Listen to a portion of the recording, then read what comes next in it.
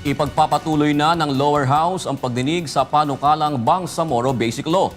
Nais rin ng mababang kapulungan ng Kongreso na maipasa ito sa lalong madaling panahon. Ito ang balita ni Grace Casin. Handa na ang mababang kapulungan ng Kongreso na ipagpatuloy ang pagdinig sa proposed Bangsamoro Basic Law. Ito ay kasunod ng pag-uusap sa pagitan ng Pangulong Aquino at ng House Leader at iba pang kongresista sa Malacanang noong Lunes.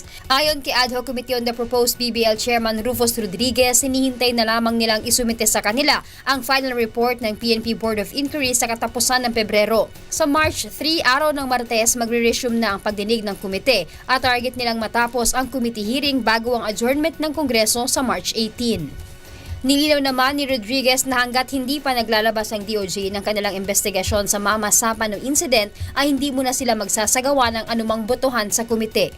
We are not going to vote because if we vote, we have a possibility of losing the vote even in the committee.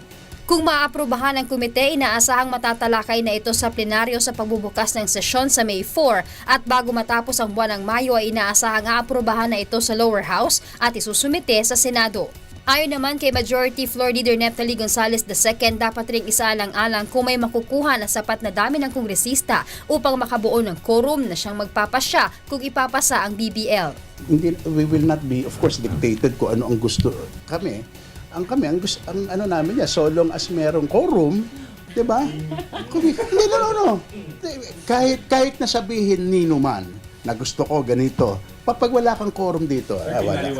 Samantala, hindi naman sang-ayon si Magdalo Party List Representative Gary Alejano na muling ipagpatuloy ang pagdinig sa BBL hanggat wala pang malinaw na sagot ang MILF kung isusuko nila ang lahat ng nasa likod sa pagkakapatay sa SAF 44. Na habang hindi maliwanag ang mga pangyayari dito sa Mamasapano, lalong-lalo na ang participation ng MILF, sa tingin ko po hindi po dapat ituloy ang deliberation ng BBL.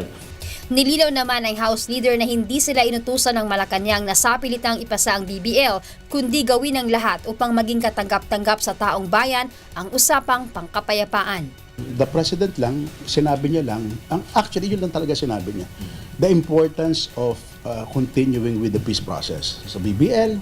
Now, for people who do not want sa peace process, they have to have an alternative. Yan ang sinasabi niya.